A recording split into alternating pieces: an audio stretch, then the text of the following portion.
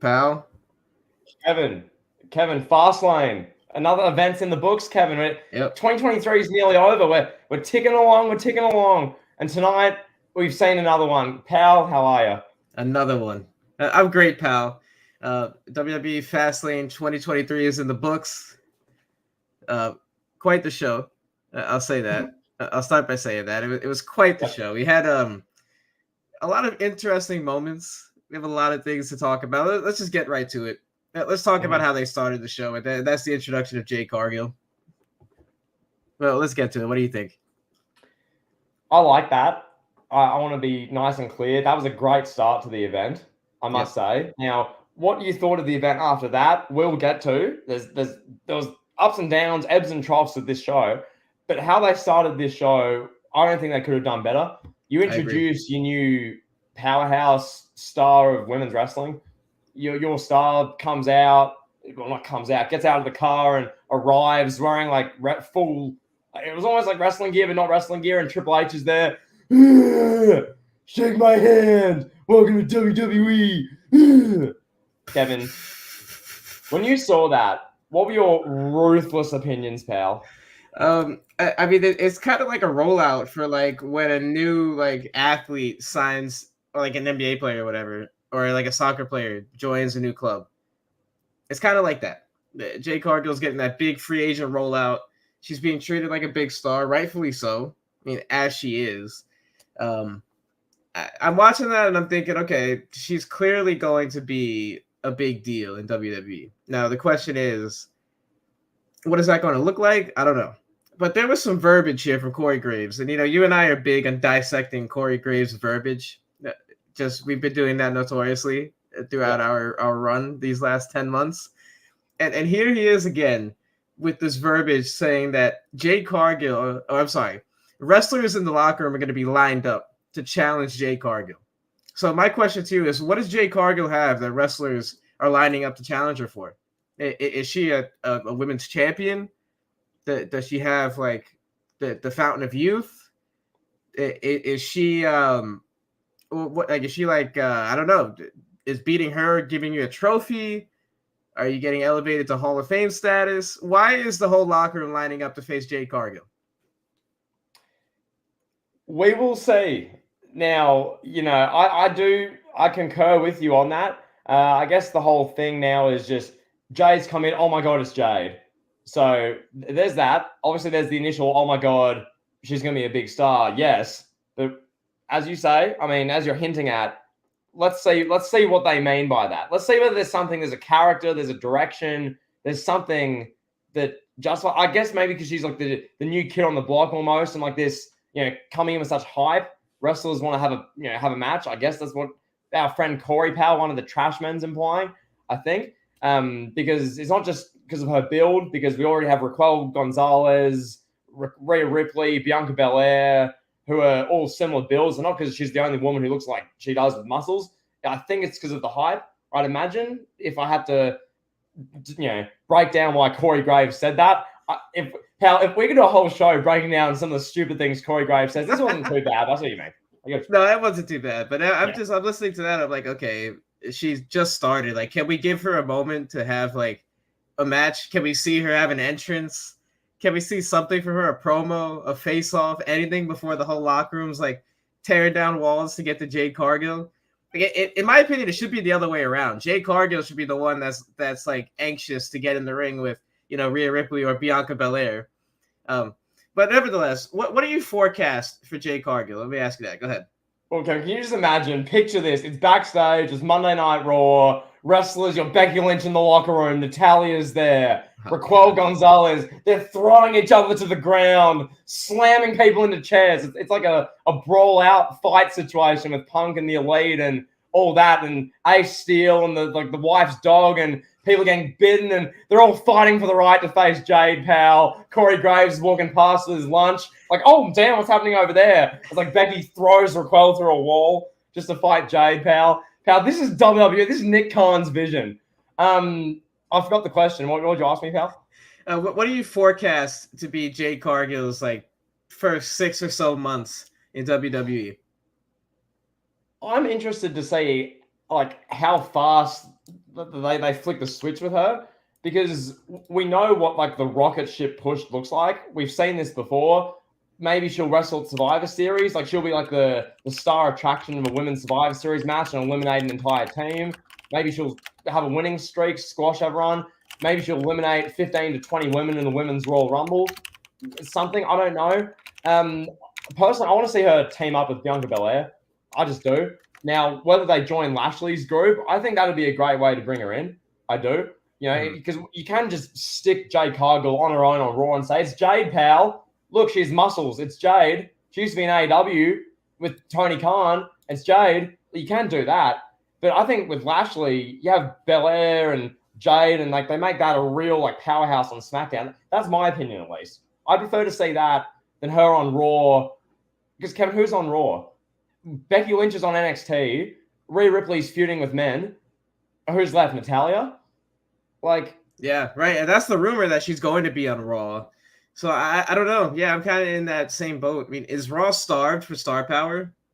I don't know. I guess they need Jade Cargill, but if she has no one to feud with, like you said, what's going to happen with that? I thought Rhea Ripley was on Raw. She's not anymore, huh? Well, no. I mean, Rhea Ripley appeared on SmackDown as part of that brawl thing, but yeah, wasn't it because the Judgment Day were the undisputed tag champions? Right, but they were mainly on Raw. Yeah. Like, to me, how I view Raw with the women's division, I'll be quick on this because, I mean, we're reviewing Fastlane, but, Rhea Ripley is the star, and she's had no one really to feud with all year. So she had a match with Zelina Vega and squashed her in her home, like, part of the world, and then had a match which went for 20 minutes against Raquel at some pay-per-view like 2 months ago. That's been her run. There's been, like, no one. So she's going to face Nia Jax, pal. Oh, my God, this is the other thing. Yeah, Nia Jax is the savior, pal. Nia Jax. The Nia Jax, the one who nearly murdered Kairi Sane in front of no one in 2020. Anyway, pal, just get us back on track. Talk to us. Let's just get to the show. Let's get to the first match.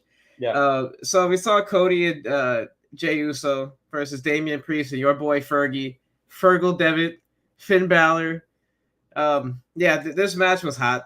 It started the show off hot. It was good. I thought it was really good. I'd say maybe if I had to give it like a star rating, I'd say like maybe 4.5. I thought it was really fun. I'm not sure exactly what the timestamp was. I want to say it was like in between 15 to 20 minutes.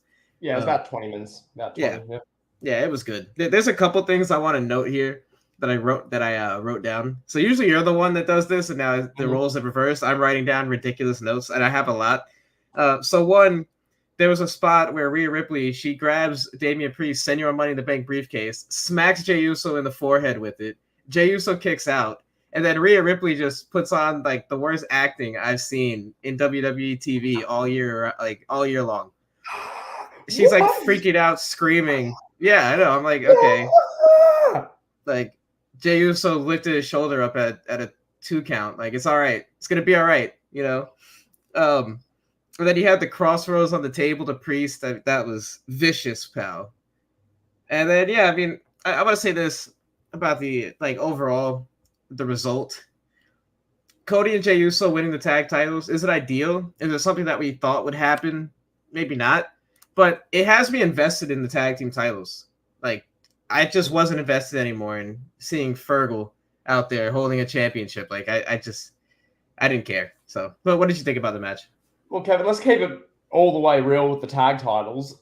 At WrestleMania, those titles like peaked. They main evented night 1 of WrestleMania. That's as big as you can get, just about. And then after that, not much really happened for 5 months. Right. You know, Zayn and Owens had them, but were they really like, oh my god? It was, they're on the show with the props. And then Fergie, our friend, the one who, in our last podcast, we had listeners, you great listeners in the chat, and just people saying we're too harsh on Fergie. He's not that bad. He may not be that bad, but he's getting so much TV time as the main focus of the main group on Raw. There's, you can be fine and be on the show. Like people like Bronson Reed, great, they're on the show. But Fergie gets so much TV time as like the leader of the main faction. So that's why we have such an issue. Anyway, nonetheless, Kevin, the tag titles are going nowhere. I'm happy Cody and Jey have them, I guess. Cody having any title, good for him. He should have been world champion in the last 6 months, but that's a whole different bridge we're not going to cross at the moment. He's got a different set of titles. He's now entitled to go to SmackDown. I guess Roman Reigns is going to show up finally. Roman's going to return Yeah. Next week, Kevin, the Mhm. world champion's going to finish his 2-month hiatus of babysitting, I guess. He's going to show up for once. Cody, who's been working 7 live events a week, never seeing his newborn child and wife at home. Cody's got tag titles. Good for him. Jey Uso's got tag titles as well. Good for him. It's off of Fergie. My favorite part of the match was JD McDonough getting just decimated. That's my favorite part of Judgment Day matches, pal. Watching JD McDonough, one of the trash men, getting destroyed is the best part of every one of these matches. Cody is involved, so the crowd was hot. I must say that. The crowd is so hot on Cody still. It's unbelievable. And yes, and you might say, your counter might be, well, it's good he doesn't have the world title then. They would have gone on sale on him. Shush. Don't say that. Pal, any other thoughts? So Cody finished his story, pal. This was his story. He came back to WWE. He returned home, all to conquer the undisputed WWE Tag Team Championships with the outcast member of the Bloodline, Jey Uso. He's done it, pal. The story is now complete. Kevin, I don't know. Like, I guess, Brian Sellings, Rhea's the leader of Judgment Day. Cool. Yeah. I guess, in some regards. We're going to get on that. Hold that thought. We're going to talk about that later. Hold that, pal. All right, so now I want to talk about this Pizza Hut commercial that transpired after the opening match. Booker T is literally, okay, all right, this is a guy that's involved in one of the most controversial and infamous moments and pay-per-views in wrestling history in Bash at the Beach 2000. Bash at the Beach 2000 is centered around Terry Bollea exercising creative control in a political fight with Eric Bischoff, Vince Russo, and Jeff Jarrett. And Booker T is square in the middle of that because Booker T was supposed to be world champion, right? This is an icon of the wrestling business. This is a man that has catchphrases, appeared in a Bad Bunny music video. This is a guy that is a multiple-time world champion. And here he is in 2023 in the middle of WWE FastLane. He's promoting Pizza Hut with Xavier Woods as someone else. I don't remember who the third person was. Who was the third person? Do you remember? It was Wade Barrett, Kevin. Wade Barrett, yeah. Wade Barrett saying he got bad news. So here's Booker T. Booker T's here. This is a guy that's been involved in WCW Bash at the Beach 2000, an infamous political chess move from Terry Bollea. This guy is ordering chicken wings and breadsticks from an app on Xavier Woods' phone. He's talking to Xavier Woods. He's like, we got the pizza. Oh, you got to get the breadsticks, man. And then Corey Graves, this is quote what Corey Graves said during this Pizza Hut promotion. Don't get carried away, Booker. Like Booker T is ordering breadsticks and wings. How is he getting carried away? This is a multi-billion-dollar company. The company just got purchased for $9.8 billion, whatever it was, by Endeavor. And Corey Graves is telling me that Booker T can't order wings and pizza and breadsticks. That has to be Rachel. That's ridiculous. Kevin, firstly, I love that you bring up something that happened 23 years ago backstage in World Championship Wrestling. As though that's relevant to anything. I love that. That's great. Thank you for that, pal. Now, I'm watching this, and I will say this wasn't as bad as the Mike's Hard, Mike's Salsa Lemonade thing from, what was it, SummerSlam, where you had The Miz getting chucked in a box and wheeled away with Chad Gable. That was horrible. This was just, I was watching and going, what am I watching? I'm watching Booker T, this legend who we ranked in our top 50 all time. Wade Barrett, who was the leader of the Nexus and then got buried, and then his career fell off a cliff. He had injuries. He was bad news. Now he's a commentator. They're discussing the show. Oh, I can't wait for the LWO, pal. I can't wait for Shin versus Rollins, pal. I'm so excited for this pay-per-view. Then Xavier Woods comes over, Triple X star, Xavier Woods, member of the New Day. And he's like, guys, let's order some Pizza Hut. Let's get pepperoni. Booker, do you want some pepperoni? You want some breadsticks? Pal, Nick Khan sat down in a boardroom with executives worth 8 figures the other week of Pizza Hut, and they brokered a deal worth a ridiculous amount of money for this segment. Kevin, segments like this is what gets WWE these multi-billion dollar deals with all these networks, these agencies, these sponsors. Kevin, you can thank Nick Khan. As Brian infamously said, he's the great savior of life, Nick Khan. He's a great visionary. Nonetheless, Kevin, I don't know what I was watching looking at this. Like, this wasn't as bad as The Miz in a box promoting lemonade, but it was just like, bruh, do we need this? Like, seriously. Yeah, we're watching a top 50 wrestler of all time order breadsticks and chicken wings and be chastised for it by Corey Graves. Nevertheless, I digress. The second match on the show, right? Yep. Street Profits and Bobby Lashley versus the LWO. I want to ask you this question, kind of get the conversation going. Yeah. Can you shed some light as to why the match started in a 3-on-2 handicap fashion? Because basically there was a whole beatdown on SmackDown. Right. So right. Lashley's group, the Street Profits, decimated like the entire LWO. They took out like Dragon Lee and whatever. Yep. And like the whole thing set up to where Rey Mysterio was like, "I'll make a call. I got a connection. I know a guy." And that's what the whole thing was going in. So who's going to be the third man, pal? The match begins, and they're telling us he's not here. Like he's not here yet. He's not here. They did the same thing like 2 nights ago with Cena on SmackDown. His car's not here yet. He's not here yet, guys. Cena's not here. You know, it's like, pal, WWE, Nick Khan. Listen, Nick, Paul Levesque, you're making billions. The TKO deal was $9.8 billion. You can organize better wrestler transport, okay? This is getting to the level of 2019 when the plane was shut down. I'm not going to go there. Yeah, please don't. All right, so moving on. Yeah, like I get all that. I get it. Yeah. The Street Profits and Bobby Lashley laid out the LWO. Mm-hmm. But like, why wasn't Carlito's return just? Why didn't wasn't he just announced and started the match with the LWO? It didn't make sense. This match felt off. Like that's what I have here in my notes. Yeah. I can't put a finger on it, but something just felt off about it. Montez Ford looked visibly uncomfortable as a heel.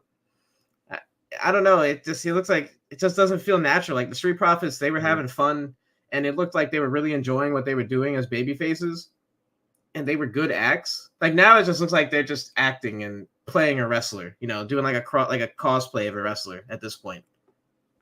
Do you think they have what it takes to be like legit heels? Because you know it's all well and good. Some wrestlers, and this is okay. Some wrestlers just do one side of it so well, or they're just so naturally good at being a good guy or a bad guy, and it doesn't click as the other one. Like Randy Orton's a great example. We'll get to him later. He's just a natural heel, but as a face, he just comes out and says, come on," and it just doesn't work. You know. And is it something similar with the Street? I mean, I didn't pick that up. I didn't see what, you know, maybe that's what I was watching going, you know, it's fine. They're working the match. I didn't clock that like you did. But then, yeah, as the chat's saying, as you're hinting at, it made the Street Profits and Lashley look like idiots. You know, oh, your third guy's not here. Let's start the match. And then they're just working down the faces. Oh, the third guy's here. Oh my God, it's Carlito, pal. It's Carlito. And then they lost within like 3 minutes. It's like, oh, okay. Yeah, and I want to say this. It's great to see Carlito. Love Carlito. Puerto Rican icon.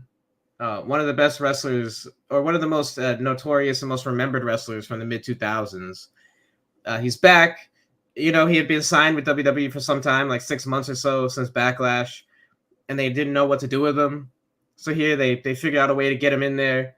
And now the debut's done. The awkwardness is out of the way. Now we got Carlito back in the fold as a full-time wrestler. We'll see where that goes. I'm not judging anything based on Carlito's run going off of this performance. Nothing really to do with this. It was what it was. They just got him out there. I just, again, like something felt off with this. This match was flat. It was kind of, I don't want to say boring, but it didn't hit. It didn't hit. It didn't click. You know, Rey Mysterio's out there doing the best he can. Bobby Lashley's doing the best he can. It's nobody's fault, really. Montez Ford is great. I want to say this. I want to speak to Paul Levesque and Nick Khan. Stop wasting Montez Ford.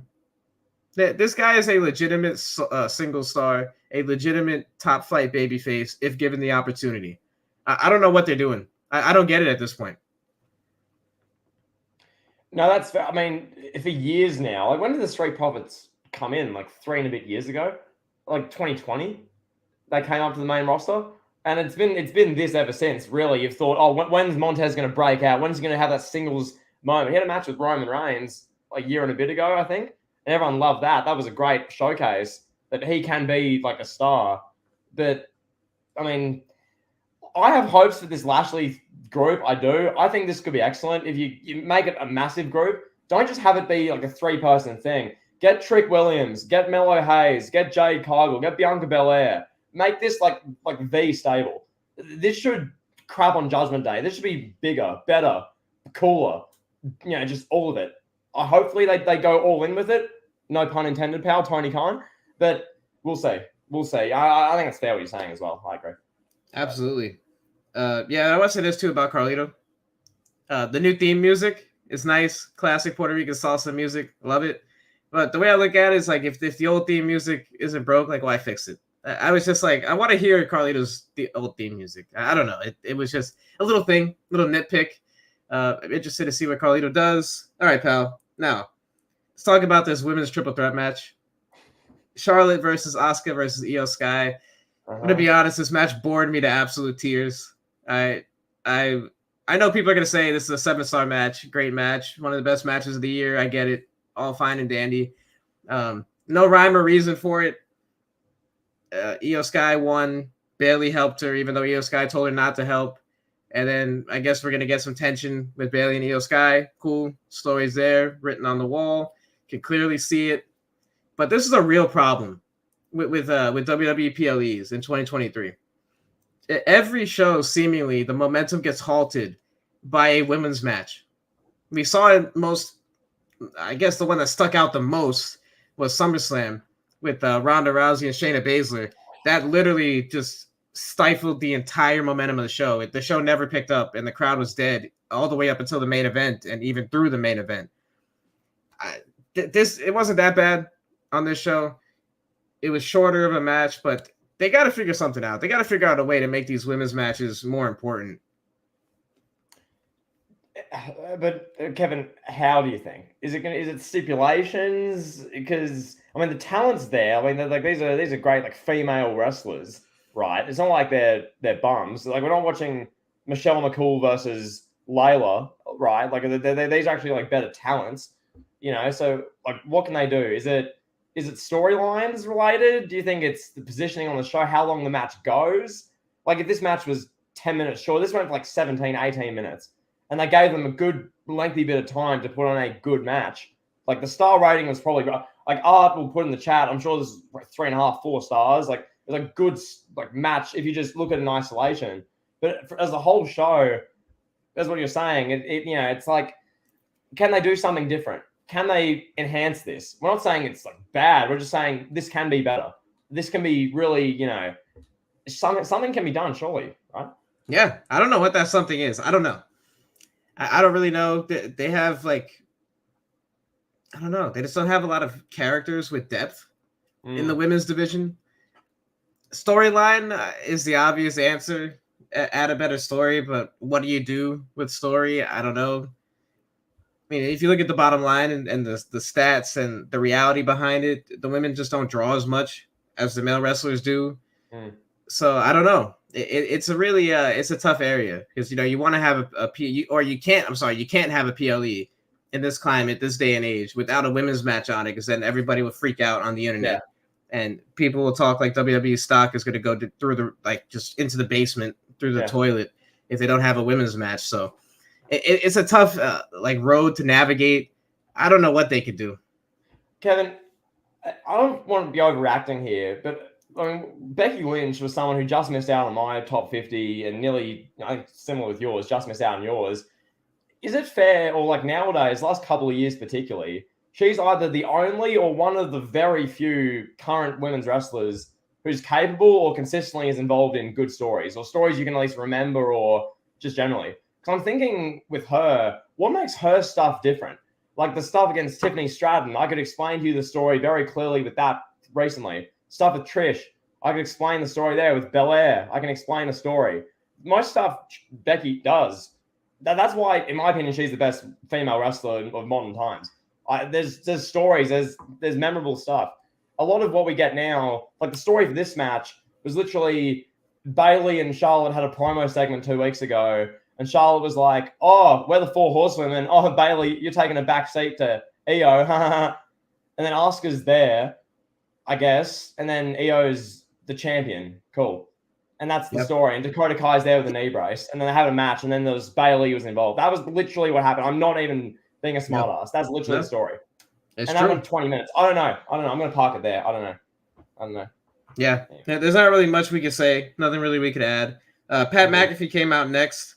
It was not his hometown, but where he played his NFL career with the Indianapolis Colts.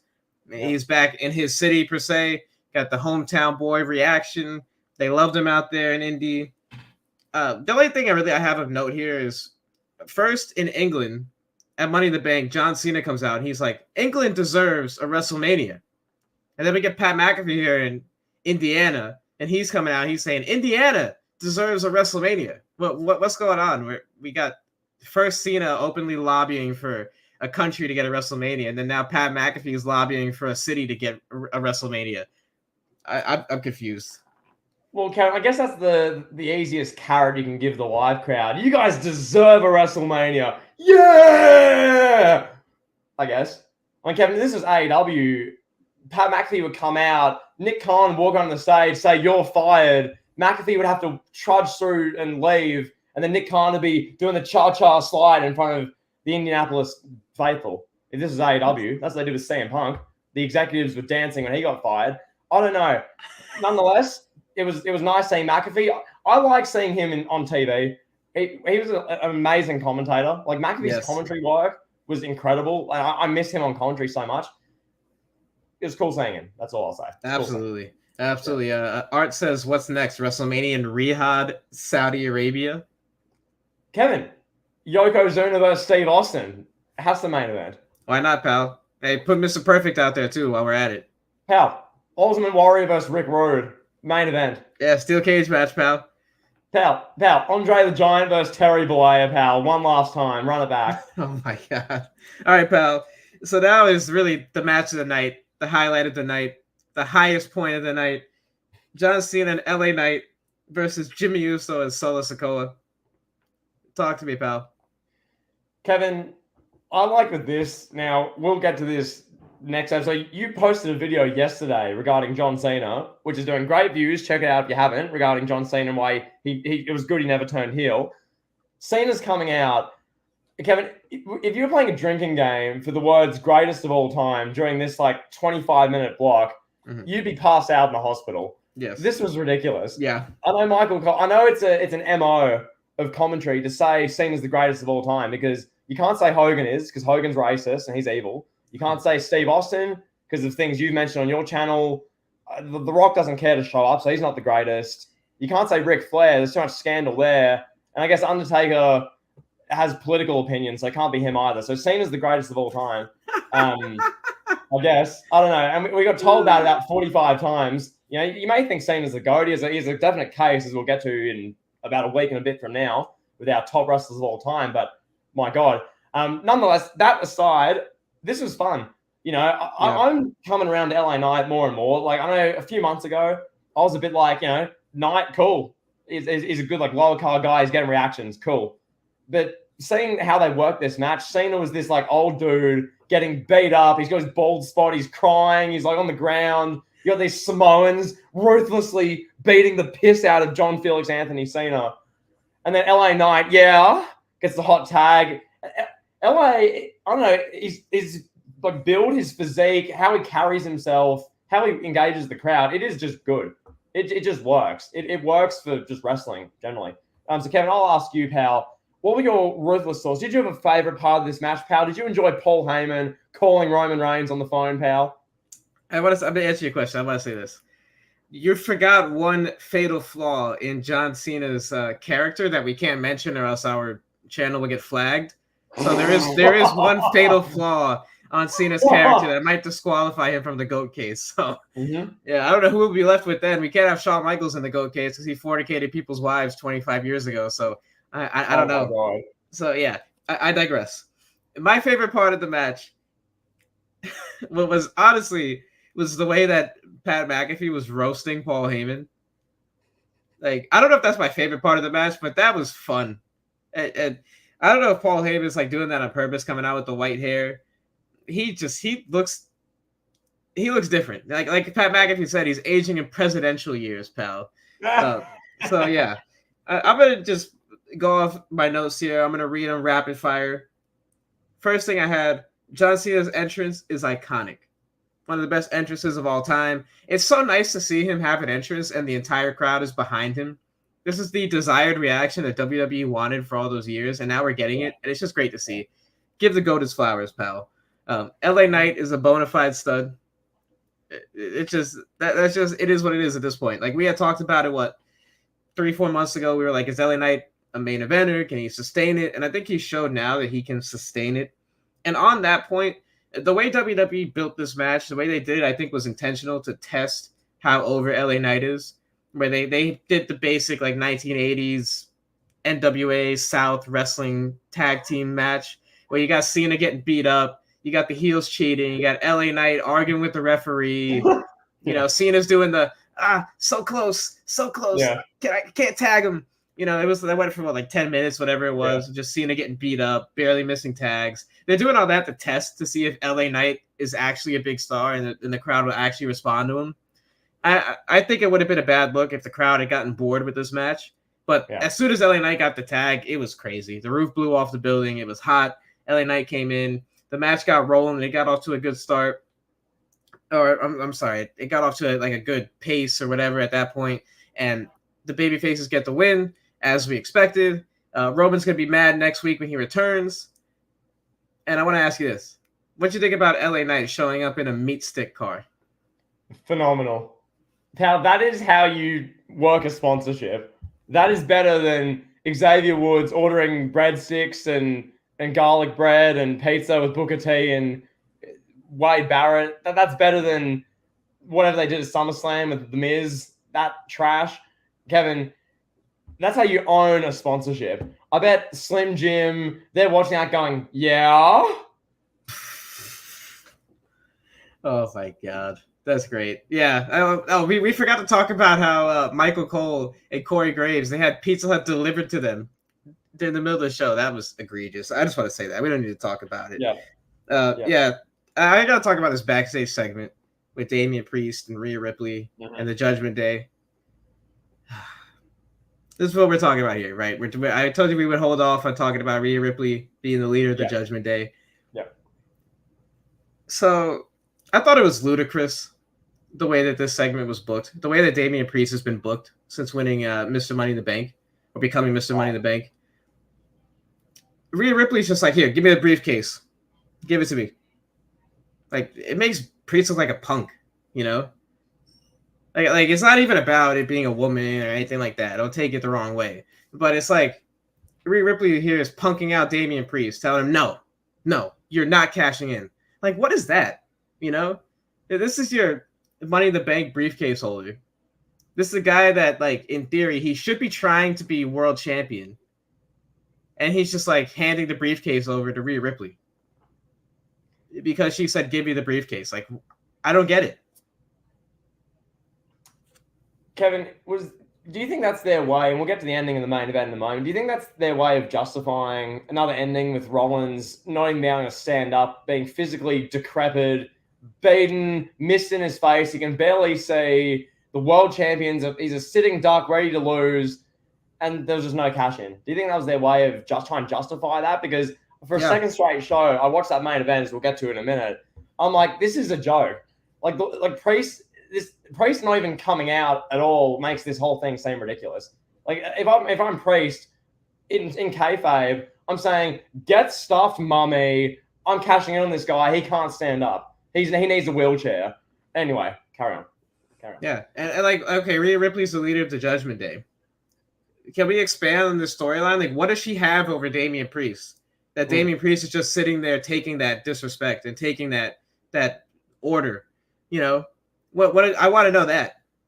Can we expand on that? Can that be explained to us? But, like, what does Rhea Ripley have on him? Or why do they love her so much? Why do they respect her so much? Why do they listen to her? We don't really know that. I don't know. I'm kind of over the Judgment Day at this point. I think it's time for them to go. We got enough factions in WWE right now. I think it's time for them to disband and for them to go do their own thing. Well, I think it's going to drag out at least another 6 weeks till War Games. Maybe something actually happens there, but I agree. I don't think it needs to go entirely. I think that they need something. Like they did it a year ago where, Balor replaced Edge and they changed the whole dynamic of everything. And like that kept it fresh. But now, I mean, why is Priest being emasculated? I get it. Dom, he's like a simp for Rhea Ripley. That's been the thing forever. That makes sense. Fergal's Fergal. He's a 5'4" skinny Irishman. I get that. Sure, JD McDonough, he's literally there to get slammed into announce tables. He's just a punk. He's there to get thrown around. Priest is like a 6'6" primal gladiator, tattoos. He's like a cool, Latino man. Like, why is he? That's how he's portrayed. Why is he getting like, oh, yes, mummy. Okay, I won't cash in, even though the world champion can't walk. Okay. Yeah, sure. and I get it. Yeah. That's cool. Priest is being kicked out. I get it. Everybody's blowing that up in the chat. Cool, but I don't want to see a Judgment Day with just Rhea Ripley, Fergal, and Dominic. The only reason I'm interested in Judgment Day is because of Damian Priest. If Damian Priest gets kicked out, there's no business for that to be there anymore. Like, okay, cool, it's Judgment Day, love it. It's just not for me. That's the bottom line. It's just not for me. So, about you wouldn't want to see a stable with Mummy as the leader, Simp Dom, and then Rhea Ripley's Irish friends, Fergie, McDonough, and whoever they pull out of NXT. Yeah, no, I would not want to see that. That is exactly what I'm telling you, pal. Fair enough. Let's move on. Yes, sir. All right, main event time. Seth Rollins versus Nakamura. This match was better than their payback match. That goes without being said. But what did you think about the match? Any analysis? Any critical thoughts, pal? So, building on what we said before, I'm watching this match. Rollins, right away from the jump, the whole thing is he can't stand up straight, let alone barely hit moves. For the second half of the match, the only reason he didn't lose, the only reason he could beat counts was he'd have to roll out of the ring. He'd land on his feet and technically be standing. That's how Rollins didn't lose the match. So I like the story in that regard. Match was fine. I was entertained, pal. I wasn't falling asleep, which was good. The Nakamura dive off the top rope, with the knees through the table onto Rollins, that was cool. The mist stuff was cool. Michael Cole, I want to say, he was in his bag. This is some Michael Cole's best commentary all year. This match, you could see Cole, especially during that ladder spot with the mist. Cole, because the commentary, the position's being shown on the camera. Cole's screaming. Seth Rollins is on the ground, 2 feet from him. Michael Cole's yelling in his face, "Stay down, Seth!" He's screaming at him. And then the best part I found is Cole looks at Corey Graves and goes, "Corey, you've known Seth for 10 years. Tell him to stay down. Tell him to stop." And Corey, clearly no thought to say, he was like, Cole, I don't know what to tell him. I don't know what to say to Seth. He's possessed, Seth Rollins. Nakamura's out of control." And then Nakamura spat the mist and they were screaming. Commentary was legitimately entertaining. That was my favorite part of the match. That stood out to me. But the fact that Rollins didn't even have a cash-in attempt or anyone come out or anything, no stretcher, no shocking ending. He just won the match on the outside in the in the crowd, and the show ends with him just holding the title again, I guess. Okay. Yeah. Yeah, I mean, I thought the match was good. I'd say a 4-star, 4.25. It's a good match. I'm a pretty good fan of a last man standing match. I would say I'm an avid enthusiast, avid enjoyer of the last man standing stipulation. What do you think about it? Are you a last man standing match guy? Well, the most recent ones they've done, I've quite liked. I thought Roman Reigns and Brock Lesnar at SummerSlam last year was phenomenal. I thought this was quite good. I think it's a hard match to do poorly. You catch my drift, Kevin? It's a hard match to have a dud, right? Yeah. There's certain stipulations which, I think, for instance, a chain match. I hate that stipulation personally. Where the wrestlers are chained to each other and you can only do 2 different spots with a chain. There's so many possibilities. There's so many unique things you can do. Really creative spots. You can do things that are pretty nuts, and then the wrestler can get 1 foot and then they're leaning on the barricade and then the match continues because they're technically standing. There's more wiggle room with this. So, I quite like the stipulation personally.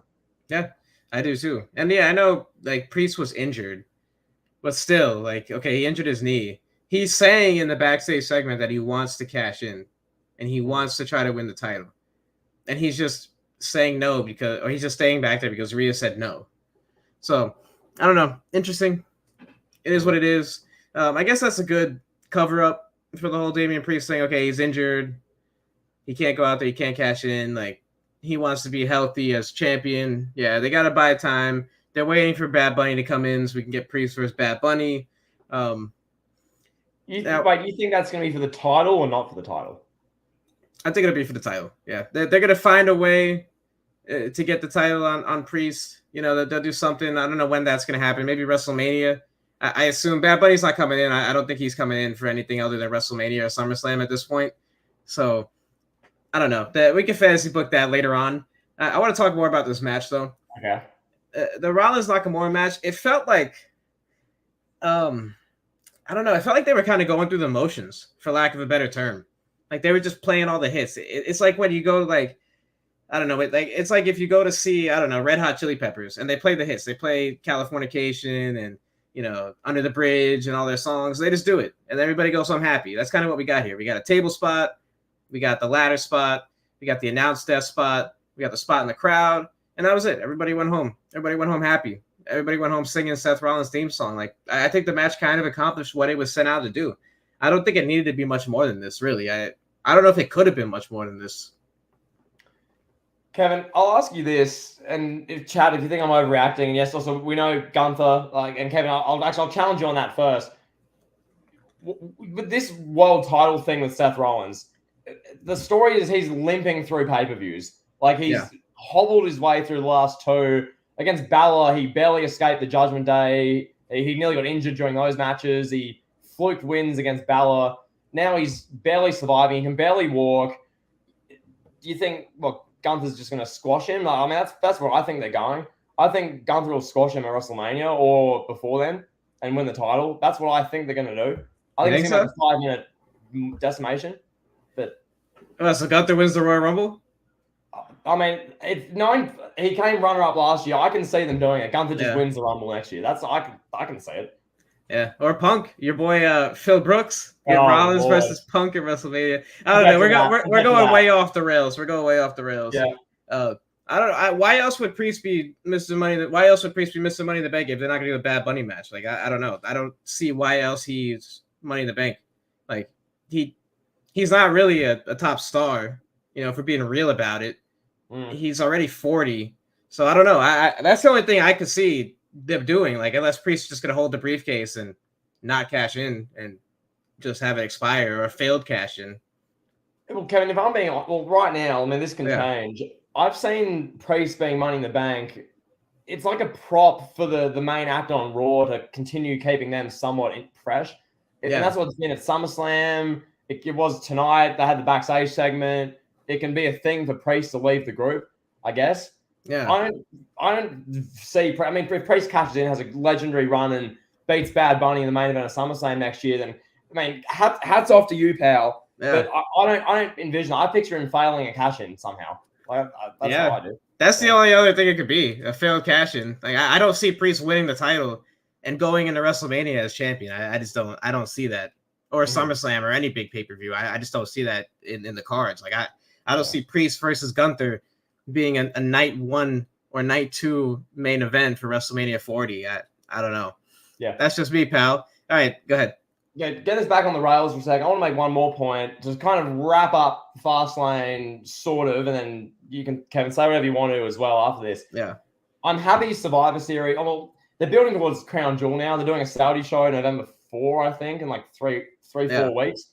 But I'm generally happy Survivor Series is going to start to become the main focus, because I feel like WWE, the momentum they had going, Elimination Chamber this year, WrestleMania, Backlash, it felt like an oiled rolling machine. Yeah. And not to say that it's not bad, don't misinterpret what I'm saying, but I feel like the steam it was like flying away with in those earlier months. These recent shows, SummerSlam ended up falling flat, I believe. Payback was a fine event. A couple of good a fine street fight, a good Becky match, but the ending was flat. This show was a fine event, some good matches, but nothing that really makes you go, damn, Kevin, get the popcorn, tell everyone down the street, tell the neighbor 7 houses down there to get in here right now and watch this match right now. You know, it was just a good show. So I'm hoping WWE, now Roman's going to appear on SmackDown, Triple H is going to be on SmackDown, CM Punk, pal, may well be coming in. Pal, Jade Cargill to debut. They're going to do a new storyline. It's not Rollins and Nakamura, hopefully. Maybe the Judgment Day are going to split up, amping up into Survivor Series.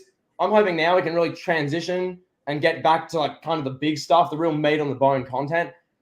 Maybe I'm so wrong with my assessment. Chat, let me know. Kevin, what do you think?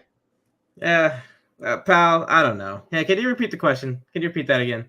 Do you think WWE has lost some of the momentum with regards to how they were going earlier in the year, where it was like Elimination Chamber, screaming crowd Montreal going nuts, Backlash crowd going nuts, legendary show, WrestleMania was great, and now they're sort of just ticking over filler shows? Yeah, I don't want to say they've lost their momentum because they'll pick it back up once Roman comes back. You know, everything's in place. You got Roman, you got Punk, you got Orton. The momentum's going to come back, and they'll just keep going and roll right into WrestleMania season. This is literally the off season. You know, that's all this is. It's a dead season for WWE.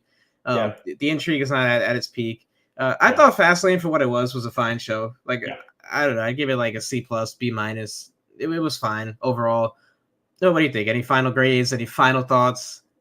I'd agree. I'd give it solid 6.5, solid maybe 7. You know, it was a fine show. I mean, the women's match dragged a bit. There was 5 matches. Like it wasn't a show, thankfully, that was like 15 matches long. AEW, you know, it just what you see is what you get. Solid show. Gets them the way they need to go, and we're gonna roll into Survivor Series, pal. Roman Reigns is gonna show up. Woohoo! The world champion of the company is gonna appear. Wow! Oh wow, Kevin. Just to remind you, just to make this nice and clear, Cody Rhodes appears main event 7 live events a week, doesn't see his children, doesn't see his wife, Brandy, giving his all, getting monstrous reactions. Yep. Then you got Roman Reigns. This is his 3rd month to 2 months hiatus in 2023 alone. Haven't seen him since August 5th? Over 2 months since the Raw after SummerSlam. Hopefully Joanna Y is enjoying being a babysitting auntie. That's all he is now. He's a babysitting auntie with a few WWE props laid across his couch. That's all Joanna Y is. And he's going to come back on SmackDown, further a storyline that doesn't need the titles one bit. And that's going to be great. It's going to be cinema. Nothing against it. But Cody should have been champion for 6 months. And everyone knows I'm right. Always was right. Always will be right. Thank you. Over to you, Kevin. Yeah, cinema, pal. All right, I think we've said everything we could say about Fastlane. Yep, pal. Let's get into it. Mm-hmm. We got to continue our greatest wrestlers of all time, our top 50 wrestlers of all time list. Mm-hmm. This week we're doing numbers 20 through 11. Mm-hmm. We're finishing the story, if you will, pal. Now I gotta just mention this. I gotta rewind back to the last edition of this. You went out. You put a character, a performer, a wrestler, as you say it, at number 29 on your list of the 50 greatest wrestlers of all time. Yep. You put Mr. McMahon. Yep. The chairman and CEO of the WWE on your top 50 greatest wrestlers of all time list, pal. Yep. And you received a little bit of scrutiny from some of our listeners. You know, you got into some heated debates, pal. I just, anything you want to say about that? I just can't believe that Vince McMahon cracked your top 30 of all time. Look, I'm just going to double down with my stance on that. And it's a 2-part argument. One, who was the key figure alongside Austin in the storyline that saved WWE? If that wasn't going on, we wouldn't be watching WWE today. We'd be watching, God knows what we'd be watching. And some would say that was a on-screen character. That Vince wasn't a wrestler. He was an on-screen persona. Everyone's an on-screen persona. We're watching a screen. Vince McMahon's on it. He was a WWE champion. He wrestled matches, pal. Kevin, one of the most significant matches of the Attitude Era, Vince McMahon was wrestling Stone Cold Steve Austin, and one hand was tied behind his back, pal. He's been involved in some of the most significant things. Kevin, I remember when we were doing WrestleMania 17 versus 19, and you said which match was used to build WrestleMania 19. What was the match that was WrestleMania 19 was built around? Well, it was Hulk Hogan and Mr. McMahon. That's the second greatest WrestleMania of all time. And Vince McMahon's wrestling match, keyword wrestling match, which he had to train for, which he had to ply his trade to understand. That was the match that built that show up. Kevin, what was on the co-main events of WrestleMania 17? Triple H versus The Undertaker. Yep. List another one. Kurt Angle versus Chris Benoit. Vince McMahon versus Shane McMahon, pal. The legendary match, which Vince McMahon, the wrestler, built up infamously through a bark like a dog segment. That's separate. We're not going to get into that. You've made a video on that. No comment. Yep. That was a big-time co-main event wrestling match of one of the biggest show in many people's eyes ever, WrestleMania 17. WrestleMania 22, he wrestled Shawn Michaels in a match that so people still remember fondly. It's Vince McMahon, still a great match. Vince was a wrestler. He wrestled significant matches. You know, I get it if it was like a one-off thing. He only wrestled one match in his career. He's wrestled significant matches across multiple time frame, Attitude Era, Ruthless Aggression Era. Pal, Vince McMahon wrestled CM Punk on a Raw in 2012. Oh, but Vince McMahon didn't ply his trade and learn how to wrestle. Vince McMahon was sat there watching his father run the promotion in the 60s and 70s, watching wrestlers, practicing wrestling, learning holds, all of it. So the fact that he's being disqualified because he's an on-screen persona, because he cut more promos as a heel than he wrestled matches, he's disqualified. What's the matches per career calculation? Is there an unwritten rule that the chat knows that I don't? That you wrestle 2.5 matches per year over a course of a next one? No, this isn't algebra. Vince McMahon is a top 30 wrestler of all time. Thank you. Rant over. Yeah, and I can't believe you got Kevin Nash at 25 too. That was the other one that me and some of the listeners took exception to. I can't believe you put Bob Backlund in the list. You put Rey Mysterio so low. Kevin, what's one thing? Tell us about Bob Backlund. He had a match with Bret Hart in the 1993. Great. What else? What's he done? Bob Backlund is one of the longest reigning WWF champions. What's Bob Backlund's character? What made Bob Backlund unique? Bob Backlund's character is that he was making Darren Young great again. That's his character, pal. Bob Backlund did a crossface chicken wing, pal, to Bret the Hitman Hart in the mid-90s and created memories for wrestling fans older than us. All right, pal? Damn it, Bob Backlund is a legend. People know Bob Backlund. And like, I get backlash saying Kevin Nash, the guy who was like, he was WWE champion for a year. Granted, the company was about to go out of business in WWE. And then he was like the fundamental outside of Hogan member of the NWO. Don't know if you've heard of that group, the greatest group ever. Never. I'm getting stick for that because he was 25. Mm-hmm. Bob Backlund, who you don't even know what his character is. He was known for being a transitional champion, as you said, your reasoning. And then he gave birth to the transitional champion by giving the belt to Iron Sheik.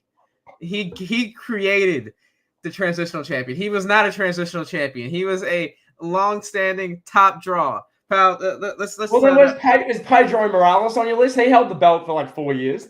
Pal. Pedro Morales just barely missed my list. He's top 65, okay? All right, let's get to it. Let's do this now. Let's do this thing, pal. Oh, this is ridiculous. Anyway. Top 20 professional wrestlers of all time. This is an objective, correct list here. Uh-huh. I'm going to go 20 through 11. I'm going to go through mine real quick.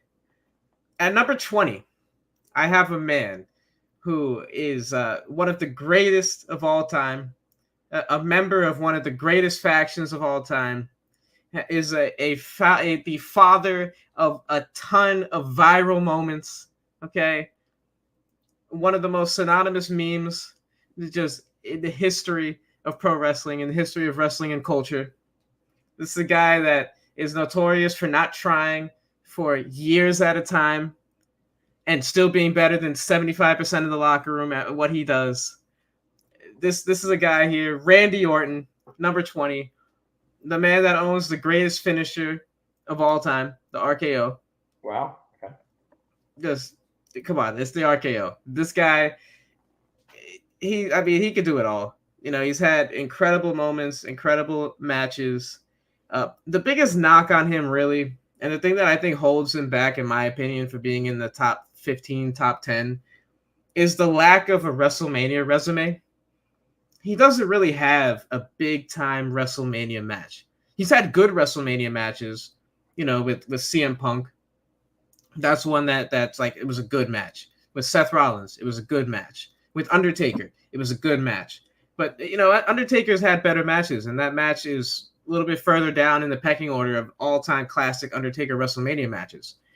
So Orton never really had it. He had an opportunity to have that match with Triple H at WrestleMania 25. It didn't happen. But everything Orton's done, I mean, he's a big-time star. Everybody knows him. He's a mainstream star. He's one of the most recognizable wrestlers. He's got to be here on this list. Yeah. Then at number 19, I have Roddy Piper. Roddy Piper laid the blueprint for what a wrestling heel is nowadays.